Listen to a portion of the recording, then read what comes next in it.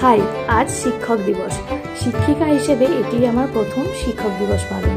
প্রথমেই ডক্টর সর্বপল্লী রাধাকৃষ্ণন মহাশয়কে ফুল দিয়ে শ্রদ্ধা জ্ঞাপন করা হলো। তারপর বাচ্চারা দেখি গিফট নিয়ে হাজির। এরপর ওরা একে একে ক্লাস নিতে থাকলো। ক্লাস নেওয়ার পরে শুরু হলো একটি ছোট্ট অনুষ্ঠান। সেখানে প্রথমে তারা গান পরিবেশন করলো এবং তারপর একে একে কবিতা বলা শুরু করলো। তারপর আরও একটি গান পরিবেশন করলো ওরা। তারপর শুরু হলো অবাক জলপান নাটকটি। এটি সুকুমার রায়ের লেখা।